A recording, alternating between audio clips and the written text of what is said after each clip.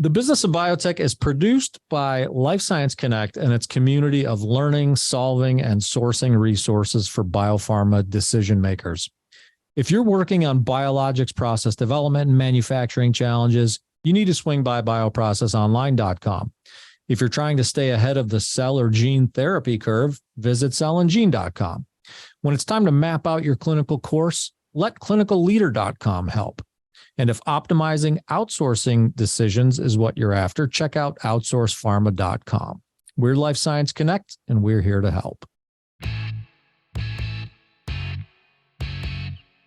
In this financial market, plenty of young biotechs are eating gravel, so to speak, for the first time, but it's especially hard times for the microbiome therapeutic space.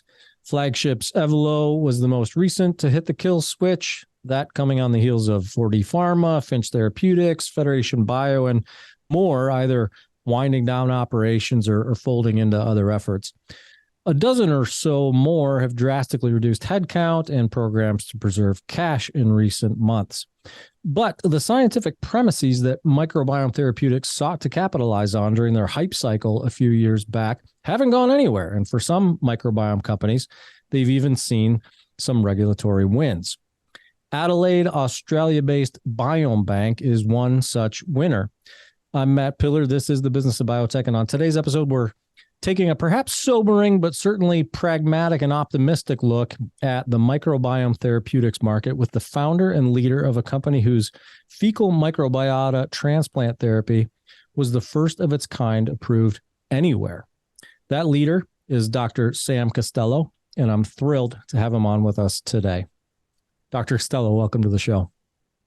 Thanks, Matt, and thanks for having me on. It's absolutely my pleasure. We're gonna have an extensive conversation here about the microbiome market, what's going on in Australia, why on earth your company BiomeBank is interested in moving some facets of operations to the United States where things aren't going as well. We're going to get into all that. But before we do, I want to get to know you a little bit better. And from what I understand, I've chatted a couple times now, and you were a gastroenterologist, a practicing gastroenterologist for a time before deciding that you were going to join industry and found BiomeBank. So tell us, give us the why story behind that. Like, why would you got I'm sure a thriving practice doing really well, practicing medicine. And you thought, well, you know what? I want to jump into industry. Like, why? Yeah. Well, I mean, it I suppose sounds a little crazy on the surface, but I mean, I undertook a PhD focused on fecal transplant for ulcerative colitis, and this really began in 2012 and ran a study where we showed you could induce remission of FMT, induce remission of ulcerative colitis using FMT. And during that process, I set up a stool bank in an academic laboratory in Adelaide, and through that started to supply local hospitals and doctors with a basic product, an FMT product. So that was sort of like a side business to your practice. Well, yeah. So it wasn't so much a business at that point. I was just supplying patients locally who had C. difficile infection that was refractory to antibiotics.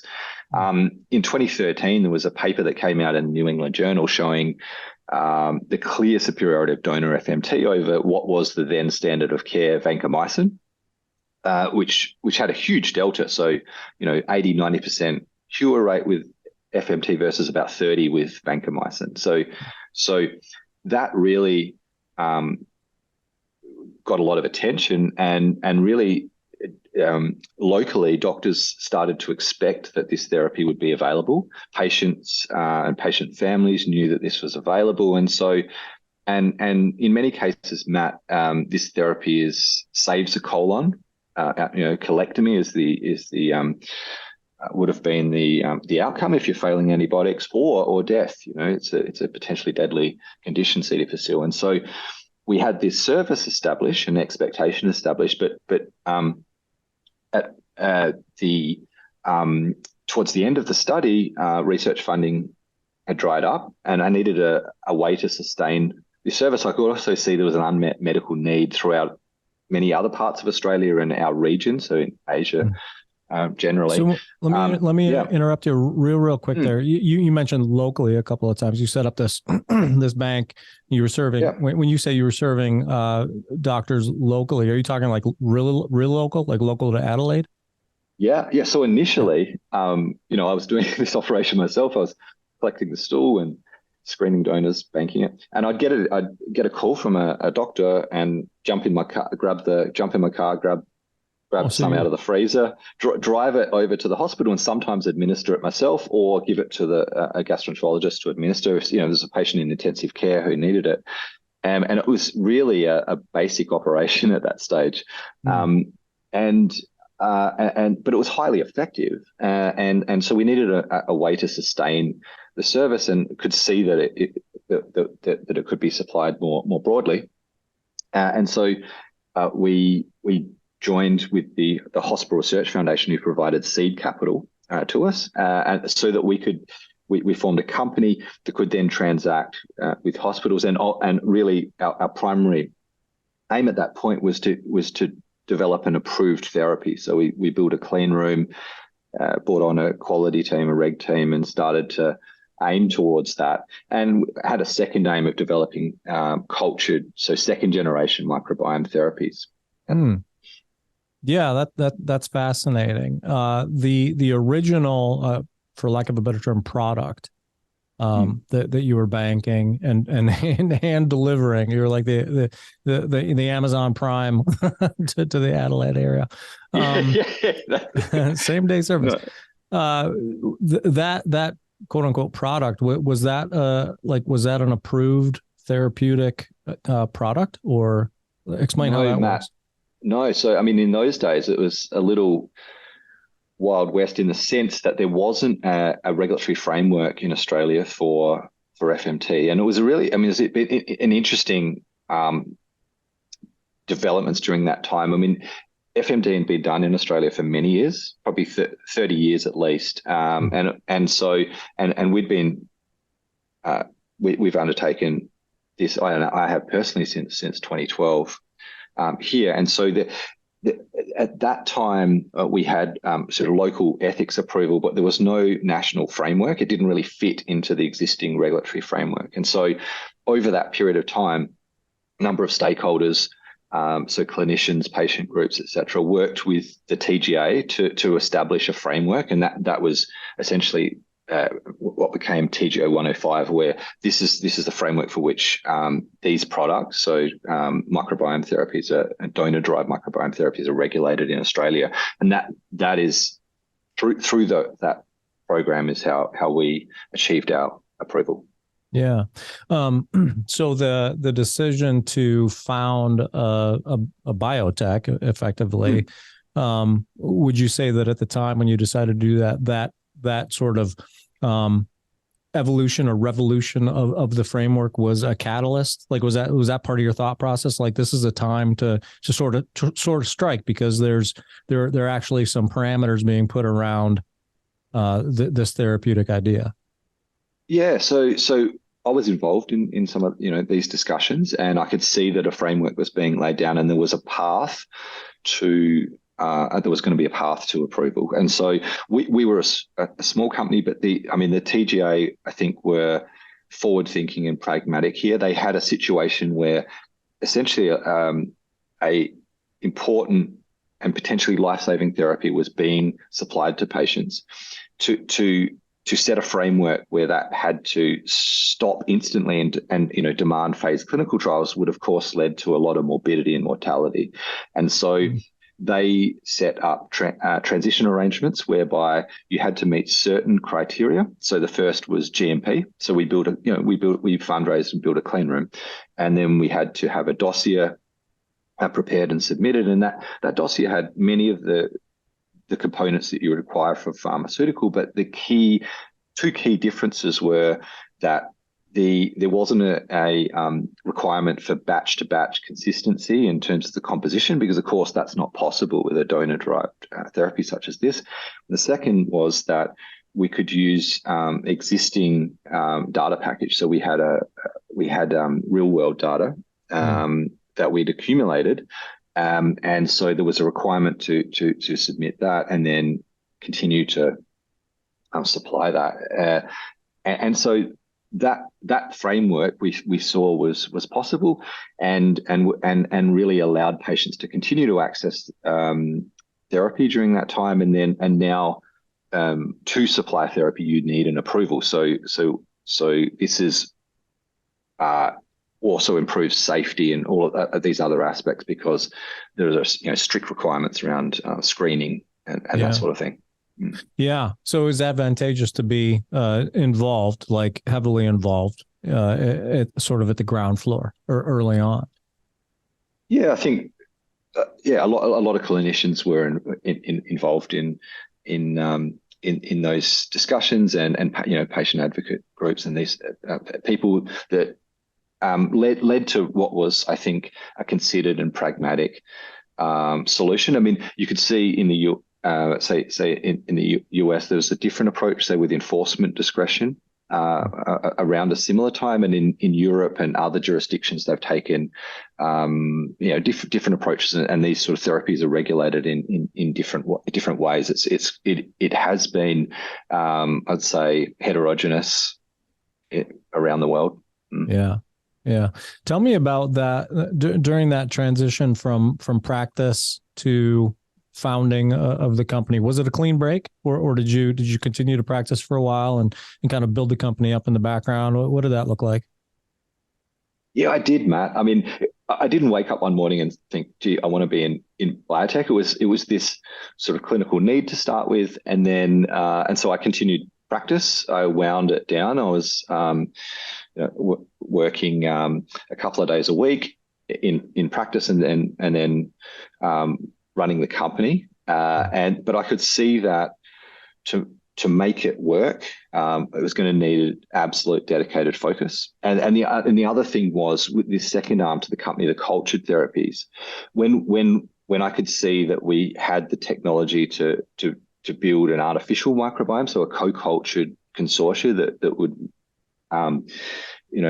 be scalable to global markets and actually be able to make a difference to the big problem of loss of gut microbial ecology. That's the moment where I thought I've got to quit and absolutely focus and dedicated focus on this, because to get that to work, to actually to make it to allow us to really develop that technology, I was going to need to be all in. Yeah, it's the origin story doesn't really get more organic than that. Like it's truly an organic, like, growth, right? Sprouting of a biotech. And it's funny, Matt, because I mean, if I'd known, I suppose, the complexity of it all, being naive to it was advantageous, because if someone had sat me down on day one and said, "Oh, this is what's required," I would have thought, nah. let me tell you what you're setting yourself up for here. yeah, exactly. Yeah. But you're sort of slowly in, and that's been wonderful, because there's so much to learn. I love learning, and especially the entrepreneurial aspect, the business side of it. It's been, it's invigorating learning new things, right. Scary and risky at the same time. Like when you were making that transition, what, like, personally, having been a practicing physician and working in the space, and then, as you said, gradually and in a metered and responsible approach, building a company, there had to be, times, even though you're a naive optimist, right? And naive optimist, there had to be times where you're like, there are some challenges here that I may not be tooled up for, geared up for. Like what were some of those kind of personal and professional challenges that you faced down and overcame? Yeah, I mean, the unknown. I mean, there was this challenge that I didn't know what it was to run a biotech, and so there were, and a startup business, and so there were a whole lot of elements there, and I've been really lucky that I've been surrounded by people who have been far more knowledgeable than me in many different areas, and I suppose it was trying to identify what those gaps were, find people who could mentor or educate me. So we've had many challenges. So regulatory challenges, financial challenges, issues around me. We have a product that's approved and out in the market. So learning about that, trying to set up supply, many different aspects, and then there's the scientific aspects around the culture therapies that are very complex as well. And so, I mean, we have, I think, some of the world's leading scientists in this space, and so learning from them in that, and we have a board that has, and we have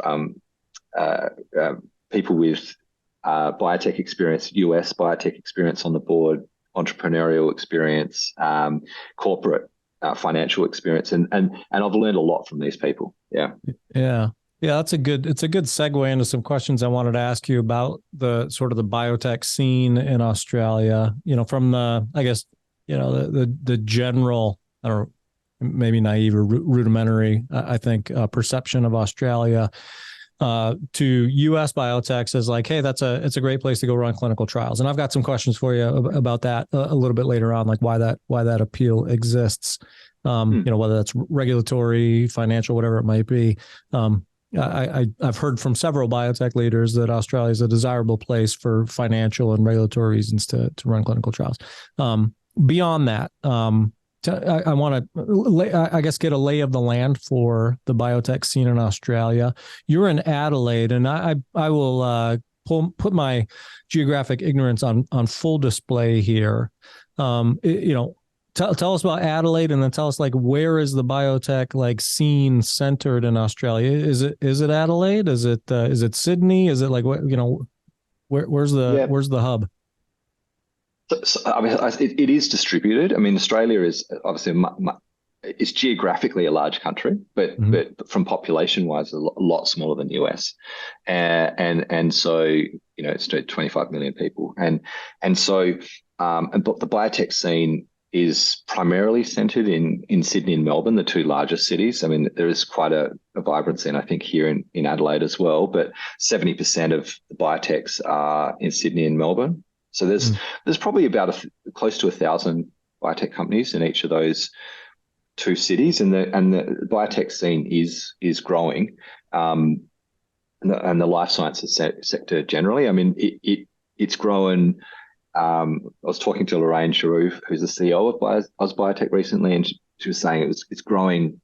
So I think 43% since 2019, 60% since 2017. And you're right, Australia has had an economy that has been initially resource focused, and more recently services, financial services and these sort of things. But biotech has been a relatively small player.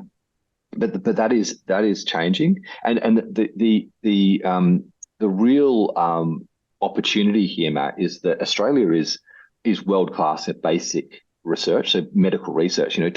Top 10 in the world in terms of output to significant medical journals or at that level. But the commercialization into biotech has really been lacking. I mean, there's some outstanding companies. CSL's based in Australia, and around ResMed, Cochlear, there are real success stories, but that gap where we perform more poorly at the translation commercialization, that to me is opportunity. When you have all of the right early stage inventions, and we just need to develop that second stage, and that's what we're doing, and we're really passionate about. Yeah. And when you talk about that, that I guess the foundations of building an industry, there are like support mechanisms. And I think about, like, when I think about support mechanisms or support institutions here in the States, maybe it starts with academia. It includes obviously access to capital and the financial markets. You mentioned a few of the bigger players that are Australia based. So, you obviously want a community of established biopharma, maybe some big bio. Obviously, that's a market to sell to, a market to support, a market to partner with. So I want to work through some of these, I guess, some of these elements individually. Let's start with like capital access. Globally it's a struggle right now. I get that, but like in good market conditions and current market conditions, what does that look like in Australia? Access to funding and kind of go forward juice, if you will. Yeah, and it's critical, isn't it? It's the lifeblood. So, I mean, there is a smaller pool of capital in Australia than the US, and less VC specific, so biotech specific focused VC funding here than the US. But the situation's certainly improving, I would say. It has been rough recently because of the global conditions, and that's the same everywhere. But I think one thing that is why I'm really optimistic in this space as well is that Australia has a really well capitalized superannuation system. So that's like pension funds. I mean, we have the world's 4th largest pension pool in the world. And our population's the 55th biggest. So there's a really big pension funds relative to population. And that's I think $2.6 trillion US sitting there. A lot of that's deployed into larger biotech, so late stage biotech, some of that money, and now some of that is being deployed into VCs, and that can then enter the earlier stage biotech. So I think that's a real strength that Australia has, and can be, I think, leveraged by the biotech community if we approach this in a smart way. Yeah. What about? Excuse me. I woke up yesterday morning with like the post Thanksgiving head cold. I tested for COVID. Did a rapid antigen test at home. I know they're not 100% accurate. It said negative, and I feel fine otherwise. But I'm a little congested from the throat up, so excuse me for that. But what about? I feel safe here from the other side of the world. Yeah, you're on the other side of the world. We're speaking through a screen. It'll catch everything. You're good. Yeah. The talent pool. I talked about academia. You talked about translational sort of being a catch point there. What does the academic scene look like in Australia? Like where is the next gen and the ongoing sort of talent and IP pool coming from? If you look at you look at Australia in and of itself. I mean, do you have like do you have like the equivalent of Harvards and MITs and? Yeah, I mean, we don't have I suppose Harvard, MIT, Oxford, Cambridge, top 5 in the world university here, but we have a number in the world's top 100 universities, and so I think I can't remember, I mean, it might be 4 or 5 in the world's top 100. Our local university here in Adelaide is top 100, and we had a lot of top research coming out of Australia. I mean, my local university has 4 or 5 Nobel Prize winners. There is absolutely world-class research. We in microbiomes, we have so Sam Forster, who's our chief scientific officer, was involved in a seminal publication in the field, Culturing the Unculturable, that was published in Nature and really described methods to actually be able to grow human gut microbes. This was in 2016. So he and colleagues showed this, and prior to that point, it wasn't possible to have a microbiome therapeutics industry other than a donor-derived industry, like a cultured microbiome therapies, because of course you need to be able to grow them. And so breakthroughs like that are being done by Australians, just to give one example. But typically what's then happened is either that those results haven't been capitalized on, with good, say, often IP protection and then commercialization historically. But I think that's definitely changing. That this has been recognised by government, and there are schemes now in place to help with that. Research funding is given now on the basis that people's track record with commercialization is considered, and sort of this culture is changing. With this an understanding that commercialization is necessary to get products to patients, and that also there's economic opportunities for the country in doing that. Yeah. Yeah, tell me, I guess elaborate a little bit on that, the sort of the incentive programs that Australia itself, like the government there is putting into place to foster growth of the biotech community. Yeah, so I think probably the most successful so far has been the R&D tax incentive. So this is a scheme whereby the Australian federal government will reimburse about 42 cents in the dollar spent on R&D in the industry. And so that's been hugely helpful for us because it's essentially non-dilutive capital. From a lot of what we've been doing has been R&D. And so that's been a real help. And actually some of that is accessible even to foreign companies if they're working in Australia, so doing clinical trials in Australia, they can potentially access that, and that has really driven a lot of the, a lot of the, I suppose, mini boom in biotech that we've seen, and particularly in the clinical trial space. There are also funds, the Medical Research Future Fund, which has been spun out of Australia's sovereign wealth fund, and so that's a large amount of capital that's being deployed into medical research, but it is targeted at research that has commercial potential and really encouraging so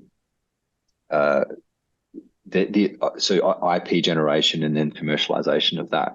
And there are a number of other programs now, and so I think that explains part of this this rapid growth in the last 5 or 10 years. Yeah, you mentioned that some of those incentives are available in some cases to global companies from the U.S. perhaps or the U.K. who are coming to Australia to conduct clinical trials, and I'm curious about whether there's any sort of reciprocity or benefit, reciprocity of value or benefit to the Australian biotech scene as a result of those companies coming down there to conduct clinicals, or if it's or if it's more of a nuisance at any point where it's like, hey, we're trying to grow our own community down here, and you're consuming access to our patient population. What's the balance there? Look, I see it as overwhelmingly positive. I mean, I just think the ecosystem thrives off connection.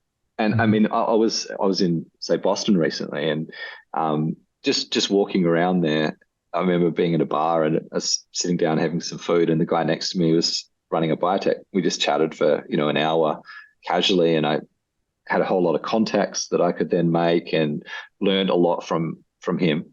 And so the more we can draw in, I think the better we'll all be. And there is a bit of competition now, in hospitals to run trials and patient access. I think though, we were founded by with 3 clinicians, and so we have extensive networks of local, say, gastroenterologists, say, for our trials. That we can access very easily, so that's not a problem. And I think the local CROs getting this business makes them more, builds their skill set, makes them interacting with companies, say, from the US and Europe, improves their offering, and so that feeds back into the ecosystem. And then the companies that supply that are analyzing samples out of these studies. They're building large capacity as well, so that then feeds back into the system. So I think it's just overwhelmingly positive. Yeah, that's terrific. Total question out of left field. When you stopped at that bar in Boston and where you were talking about that biotech exec, were you drinking a Foster's? Or is that like marketing? Is that just like marketing hype? Foster's isn't really Australian for beer. Well, the funny thing is, you can get Fosters generally overseas. It's very hard to find it locally in Australia. Yeah, Oh, is that right? Wow. I can't remember. It might have been a Sam Adams. I can't remember. I can't remember. Figures. Yeah, that's Yeah, the reason. yeah. That's great. So yeah, so there's another good segue. You're talking about spending some time in Boston. You're talking about the advantages of US and UK and beyond companies coming down to Australia to do some business.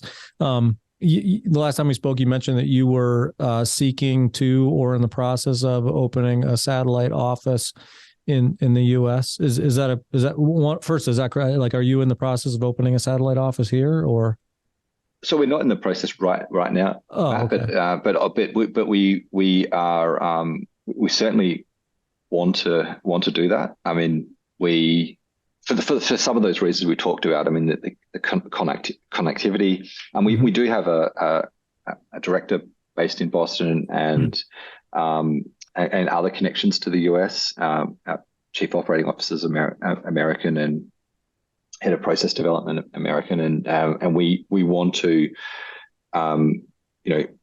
be linked to that ecosystem. And the US is still the global leader in biotech innovation. Huge amount of innovation there, and half of the world's pharma market. So we want our products to get into that market ultimately. So there will necessarily be a presence in the US, and so we're working towards that. I mean, probably post capital raising, we would look at that. Yep.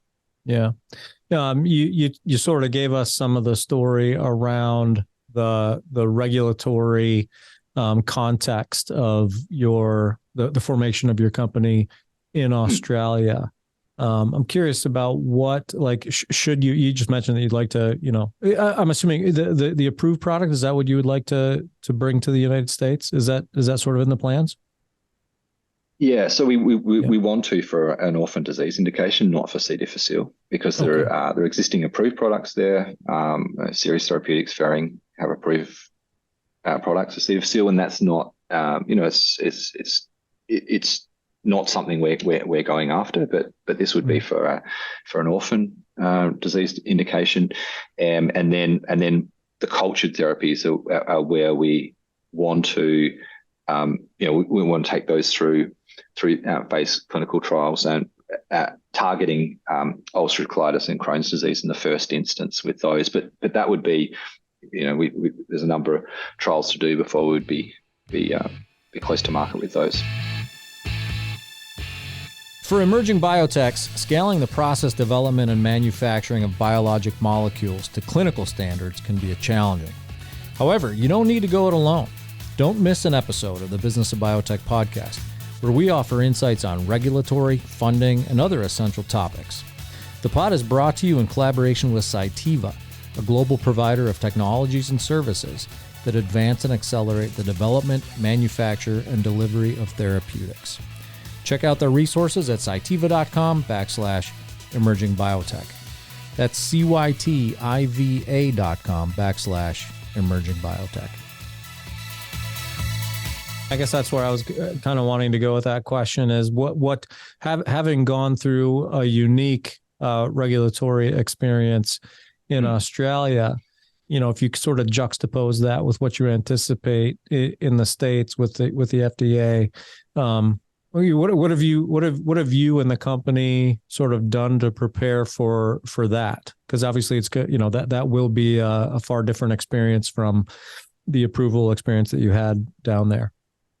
Absolutely, yeah. I mean, it's a very, very, very different challenge. I'd say, Matt, though, having been through a different process with the TGA, it's still learned a huge amount as an early stage biotech. So we have a quality team, a regulatory team. We've had to interact with a different agency and have learned a lot in that process. And I think those learnings are really helpful when we're looking at our early stage assets, because there are a whole lot of things you then need to have, release assays, all of these things, right, and you need to think about that from the start. So how you're designing the products and process so that it would gather data that's going to be important for IND and trials and then registration. And so that's actually been a really helpful process. But we're well aware that this is different. And so we've our COO Colby Day's come out of cell therapies and has done this process many times with cell therapies in the US. He's American and has interacted with the FDA a lot, and so that was a very deliberate to bring someone like Colby into the company, and with our regulatory team, we've had informal interactions with the FDA at conferences and things, and trying to learn as much as we can about that process. But we have a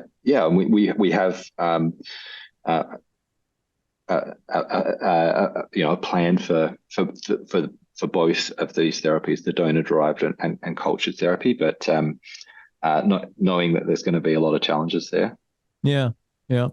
Would you say that, like, looking forward, forward-looking statement, looking into your crystal ball, you file your IND in the US and you're ready to go to clinic. Will you sort of follow that trend that we discussed earlier and conduct clinical trials in Australia? We'll be looking to do distributed clinical trials. What is it too early to say?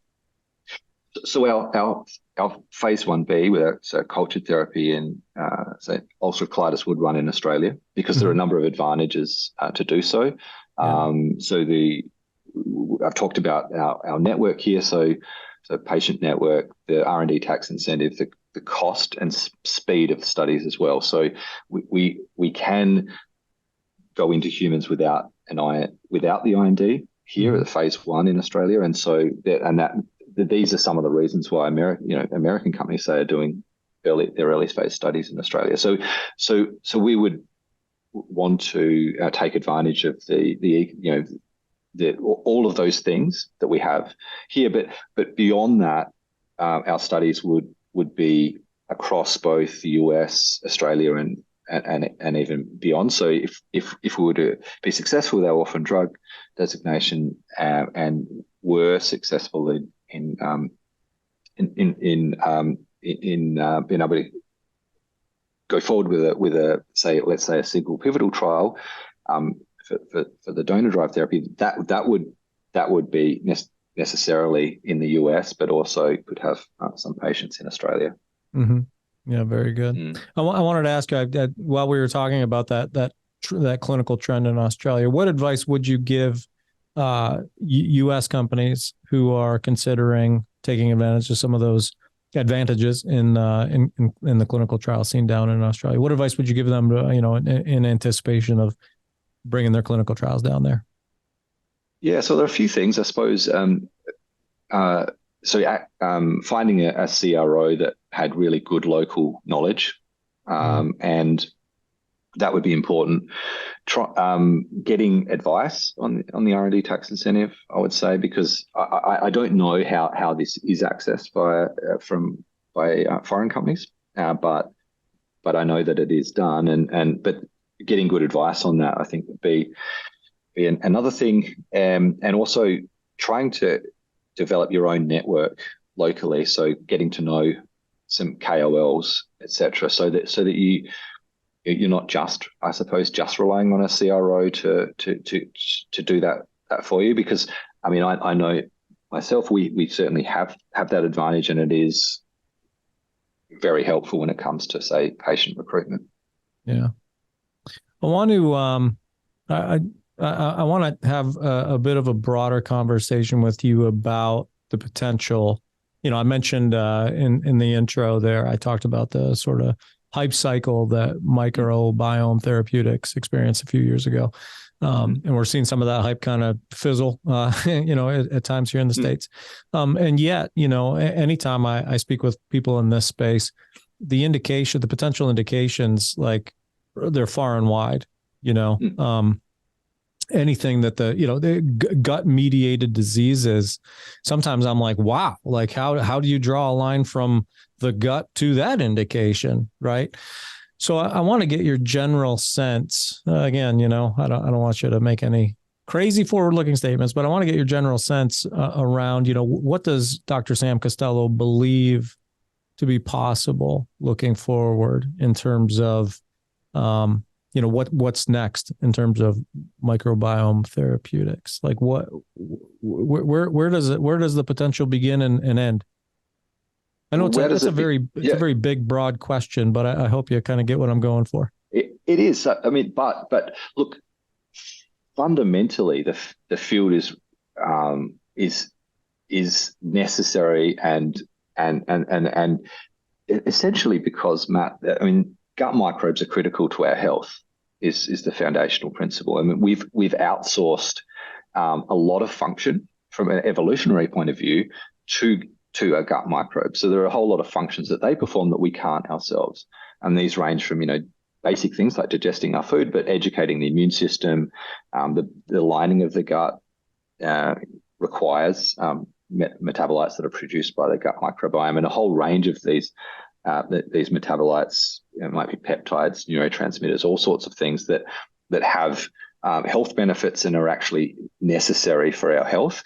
And so we know this. We also know that gut microbes are being stripped out. So if you look at the diversity of composition in communities like the US, Australia, we can see that there are significantly diminished diversity, so organisms, but also the functional ability of these organisms relative to populations living more, say, traditional lifestyles. Things like antibiotic exposure are correlated with a wide range of diseases later in life, particularly if you have antibiotic exposure earlier in life. So very common diseases, inflammatory bowel disease, obesity, asthma, things like this. Mm-hmm. These are associative data, but then we know now that predominantly through fecal transplant studies, if you replace these missing microbes, you can treat disease and cure disease. So C. difficile being the well-recognized case, but inflammatory bowel disease, so ulcerative colitis, there's a large number of trials now. A trial we ran, but there's now at least 8 meta-analysis of this showing clear superiority of donor FMT over placebo. And so there will absolutely be microbiome therapies in that space, I'm convinced. And then there are other diseases. So, liver disease, hepatic encephalopathy, there's evidence, and there are companies, say, like Antibiotics, developing a therapy there. Oncology, there's some fascinating, basic science data, but also evidence, again, from fecal transplant studies that say, to give an example, with checkpoint inhibitors, a diminished microbiome predicts a poor response to checkpoint inhibitors. And in fact, if you collect stool from a responder to a checkpoint inhibitor and transplant it into someone with who's failing a checkpoint inhibitor, in some of those cases, the therapy could be switched on. And graft versus host disease. So Biopharma, I know you had Hervé on the program recently. They're developing a therapy, and that looks promising in that space. And there are some things that are I would say surprising, some data that are surprising. So there are FMT studies in autism that, for instance, where they've showed improvement in both GI, but also some neurobehavioral aspects of the disease. Now these are early pilot studies, but there is a trend towards certainly we know that loss of organisms is associated with disease, but now replacing them, there is increasing evidence in a range of diseases. So fundamentally, the field is sitting on a massive problem for humanity, which is the loss of gut microbes and the health implications of that. And this is a massive problem that needs a solution. And so that's why fundamentally I'm so confident that the field will succeed, because it is necessary that we succeed. Yeah, and it's I think about just a silly anecdote, if you will. My daughter used to show horses. She was an equestrian for quite some time, and she had a trainer at one point who, like, if the horse got hurt, like got a cut on its ear or something, it was like, oh, no bother, it's a long way from the heart, was sort of the mantra. It's a long way from the heart. That was like the colloquial thing to say. Yeah. But it speaks to sort of this, I guess, locality of the indication that you're treating with, like you said, C. diff. I mean, it seems like a pretty obvious one. Bowel disease, it seems like relatively obvious. You get into discussions around autism and Alzheimer's. I've had conversations about, whether, the gut brain axis and the impacts there. That's where it becomes a little bit more like I said, it's harder to draw straight lines to a neophyte like me, right?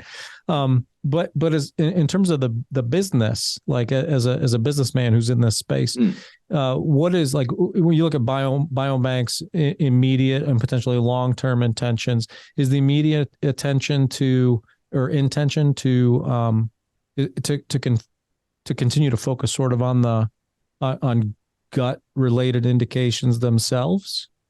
Yeah, so in the near future, we have a program, cultured therapy for ulcerative colitis, that we anticipate would have action with Crohn's disease also. It has a mechanism applicable to both of those, and then a donor-derived therapy for this orphan indication. And so they are GI focused, but from this problem of loss of gut microbes is so huge, Matt, that and does extend into a number of varying disease areas.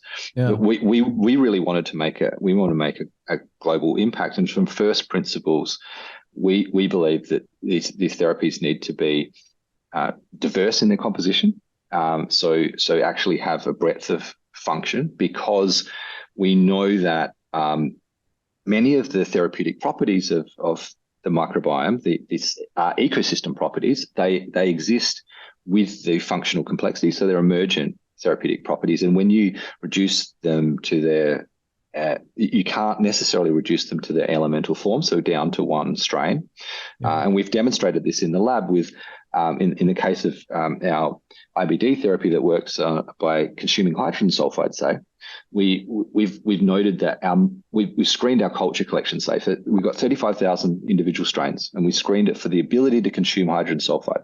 The most potent consumer of hydrogen sulfide in the collection, we put that head to head against our consortium of diverse consortium of strains that more looks like a donor community, and actually the diverse consortia outperform the most potent consumer individually. And so we see that the complexity is important, and we've now demonstrated this emergent property. We've seen that more broadly with other aspects, and so I think this is our therapies need that component, but they need to be scalable, and so that's the other reason that ultimately they need to be to be culturable. And we believe a co-cultured approach, so growing them together, is the only way that's economically possible. So going back to the business, you can't have 100, 150 bioreactors. It's not economically possible. So to grow them together is the only way that you're going to get efficacy, so sufficient diversity to have those emergent functions, and be able to produce it at a low cost of production. And so from first principles, those are the two things that we wanted, we worked toward, and essentially that's we go back to, why did you quit your job? Well, that's it, because you get that breakthrough, then I believe we can actually make a meaningful impact globally with those two elements. Yeah. I'm reminded of a quote. He didn't make it up, but he likes to say it. My friend Alan Shaw, frequent guest on the show, he likes to say, in God we trust, all others bring data. And it sounds like in this conversations I've had with the leaders of other microbiome companies, there's a lot of data. Like, there's a lot of compelling data in multiple indications that point to the value, right, of this market and the work that's being done there, the research. And yet, as I noted early, it's been a tough go for a lot of companies in this space. Why? Like, what's your take on why that is? Is it, I don't know. I could pause it. I don't want to put words in your mouth. I know it's tough for everybody right now. There are a lot of study areas, biologic therapeutics that are suffering. But what's your take on why it's been a tough go for this space of late? Yeah, that's a good question, Matt. I think it's a confluence of factors. So as you say, I mean, biotech is hard. I mean, it is hard, and there are not all companies are going to succeed. So that I mean, that's a background, and then there's these other backgrounds that affected all fields. Recently with funding being difficult, had that period in 2020, 2021 with very low interest rates, a lot of money coming in, and then that all drying up, and so that's affected everyone, and that's certainly affecting companies here. You did mention hype as well. I mean, that is a factor. I mean, for the reasons we've talked about, there's genuine reason for hype. I mean, there is a massive problem, and we're seeing that solutions are possible. But then there is a whole lot of science and, as you say, data and execution and getting it right that's important. And so that story as to why this is an important therapeutic realm is true, I think. But that can lead to hype, and the reasons for success come not only from that background, but also the execution. And so that is a hard thing. I mean, it doesn't. There's been many cases of this in the past. There's the .com boom. Yeah, it didn't mean that the future of commerce didn't involve the internet. I mean, so because of the hype at that time, and it didn't mean that Amazon wasn't a good company. So it's just that the actually working out how to do this right is hard, and the microbiome is incredibly complex. It's a complex ecosystem. So there are a number of factors specific to this area. We talked about that therapeutic paradigm of trying to reduce to an individual strain. That is where traditional, say, small molecule drug discovery has a set pathway. The microbiome doesn't. I mean, the release assays are different. How you culture the organisms is different. Even on the donor-derived space, there are a whole lot of complexities there. There's wild differences batch to batch between the composition, and so that's all had to be discussed with regulators. All these complexities mean that you can't just plug and play like for a small molecule company could. And so a lot of the companies that have had difficulty have done a lot of hard work, a lot of important work, and have really set a lot of the foundations for others. And I think, I've got a lot of respect for many of the companies and people involved in these companies who have done a lot of really incredible work, actually. And I don't think it's not all of that hasn't gone in vain. I mean, a lot of these things we and others can build on. For instance, the education with regulators around the world, that their understanding of how these therapies might work, how they might be regulated, things like that are required, so release assays and these things. That's evolved due to a lot of the work some of these other companies have already done. So yeah, I mean, it's a difficult field, and there's a whole lot of other factors at play as well. Yeah, you mentioned. I mean, you talked about the fact that the financial markets are difficult for everyone, regardless of the indication you're going after or the modality that you're developing. Is that more pointed, perhaps, in this space where? Like even you mentioned small molecule, great example, but even biologics, development of antibodies. I'm not going to simplify it. I'm not going to dumb it down. It's very complex work, but it's been done over and over again. You're culturing cells, you're manipulating cells to attack a specific target that will allegedly do a specific thing. It's not an easy case to make, but it's a pretty point blank case to make. If you can get past toxicities and other things, like the investment community is going to go, at least a good part of the investment community is going to go like, Okay, that's relatable. We've seen that. We've seen it work before. We've funded companies that have seen success in those spaces, so we're going to go with it. Here, we're talking about something that is considerably more complex, certainly looks a lot different than the intravenous administration of an antibody, for one example. So does that affect sort of the investor paradigm? Is it like a more finite pool of investors, or even big pharma companies who might be interested in getting behind this work? Or am I just making that up in my head? Well, I think it is a little more niche. Yeah, yeah, and I think that, look, I think there is.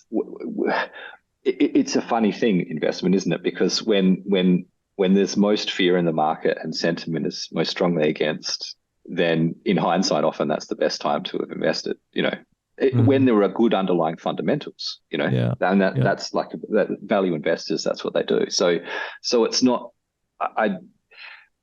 We have approved therapies in this space, both in the US and Australia. So regulators have accepted these therapies. That's de-risked the field massively. Yeah. These therapies are donor-derived therapies. They are different batch to batch in their composition. That's a big thing to have acknowledged that. And that fact has significantly de-risked the field, because if you then go to develop a cultured therapy, even if it's a complex cultured therapy and you don't have perfect batch-to-batch variation like a molecule of aspirin, there's precedent set that this is acceptable, this is acknowledged, this is a part of what these therapies are, and we not only are they approved, but these are highly effective therapies. So, say for C. diff, you're looking at a delta of 50% absolute gain over the previous standard of care. That's almost unheard of. It's a huge gain. And say in ulcerative colitis, the FMT studies, like the study I did as part of my PhD, that the remission rates, clinical endoscopic remission rates are in the range 30 to 40%. This is similar to the most potent available biologic agents. So there are strong fundamentals here. And the other thing, Matt, which is critical, is that we've co-evolved with these organisms. So these organisms are part of us and are required by us to perform to be safe, to be healthy. Sorry, and therefore they and so the safety profile for these to these therapies is actually very good, and I believe that's because essentially we're co-evolved with the organisms. Then they're not blocking an aberrant pathway like a lot of, say, small molecules or biologics do, with downstream flow-on effects. Like if you're blocking an immune pathway, you have an immune system for a reason, and right. so these therapies are restorative. They're not blocking function, and so they have a number of advantages. Yes, they're a new paradigm, but that paradigm has many advantages over alternative therapies, and so I think we'll look back at this time as a wonderful opportunity, because we got through the difficulties, and we had recently have approved therapies. These therapies work. They're life-saving, life-changing, and we can expand on that now with these cultured versions that are more scalable, can be more consistent in composition, better able to be patented. Say all of these advantages, typical advantages you want of a therapeutic. So I just think it's an exciting time, and we'll come out the other side stronger. Yeah, that's fantastic. Given so. The advantage, I should say, of having a commercial product aside, what else is, like, what have you found as a leader of BiomeBank? What have you found to be productive and useful in sort of the perseverance through an otherwise difficult time? Like, is there anything BiomeBank's doing, that you would say is contributing to your perseverance? Look, I think, coming from the clinic where we started, I mean, we we went straight to an indication where it was an urgent need, and now we derive some revenue from that we can help sustain the company from. I think that was an advantage. The other thing is, I mean, perversely, you talked about the access to capital, so that's less. We were less able to get huge amounts of money, as maybe we could have accessed if we were positioned overseas in some other places. But so that focus on being extremely diligent with what you have, I suppose, is forced on us because of that relative situation. And I suppose in a downturn that actually is an advantage in that sense. And so I suppose those things, and also so I would say, I mean, also we've just been lucky with the investors we've had. They've been fantastic to this point, very, very supportive. And I suppose we've really focused our programs. They are small relative to a lot of far bigger companies, but we've really focused on leveraging the product we have, and then on our second generation product, really thinking from first principles how it would be able to be as effective as or more effective than the donor-derived therapies, and scalable. So when you don't have a lot of resources, you definitely have to think. I suppose there was a New Zealand physicist, Ernest Rutherford, and he said, "Oh, we don't have the money, so we have to think." So there was a bit of that as well. I like that. I'm going to add that one to the repertoire. That's a good one. And I find it interesting. You're Australian. You're quoting a New Zealand physicist. I thought there was like some sort of inherent friction between Australians and New Zealanders. I don't know. Is that just like a stereotype that we Americans have adopted? No, it certainly is. It certainly is. I think, yeah. We're the it's like, I suppose it's like the America-Canada thing. Okay. Yeah. And the hockey games. And we get beaten up by New Zealand at rugby. In my state, we don't play rugby, so it's played on a couple of states in Australia, and New Zealand are far better than us, despite being a much smaller country. So there's definitely a rivalry there, but also, we also have, there's a lot of similarities, cultural similarities. I mean, and I noticed that in the US there's a lot of similarities between Australia and say US and Canada, as well. So we definitely share a lot. Yeah. All right. I'm getting to the point where I'm abusing your time. I know we've gone long here, so I want to be respectful of that. And we've covered a lot of ground. I like whenever I have these, I really enjoy talking with you, Dr. Costello. I feel like we could go on and on. So I'll always offer the opportunity to do a part 2 and maybe dig a little deeper into some of the moves that you guys are making. But I guess we'll just wrap things up by allowing me to ask you what the next big step might be, or what you're most excited about for the imminent future of BiomeBank. Yeah. So. Yeah, thanks, Matt. I've really loved having talked to you, and actually listening to you for a long period of time has really helped me a lot and helped us. So I do want to thank you for that, because we're not in Boston, and so that the opportunity to listen to many of the guests you've had on has been incredible, and we've learned a lot about a whole lot of process things that have helped us to this point. So thank you for that.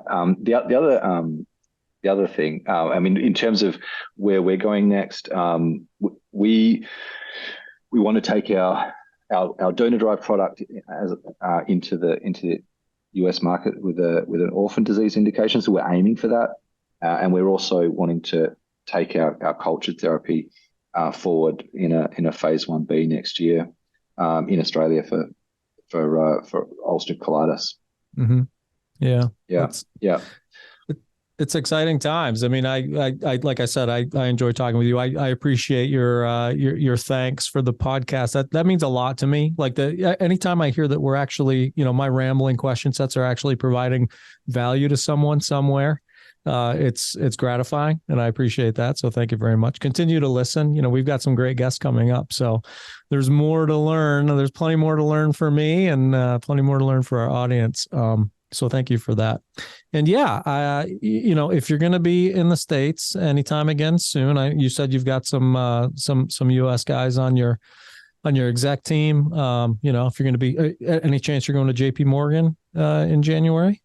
Yeah, I am. Yeah, we're going to be there. So I'd love to catch up or meet anyone that's listening. Yeah, for sure. Yep, I'll be there as well. So I'll be in touch. I'll buy you a Foster's or a Sam Adams, whatever.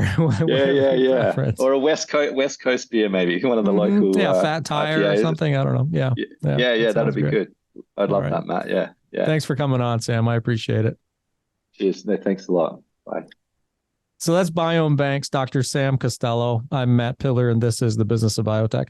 We're produced by Bioprocess Online and Life Science Connect with the support of Cytiva, which demonstrates its support to new and emerging biopharma companies at cytiva.com/emerging biotech.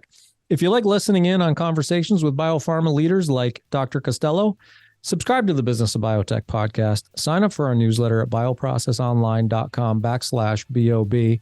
Also, be sure to leave us a review and let us know how we're doing. And as always, thanks for listening.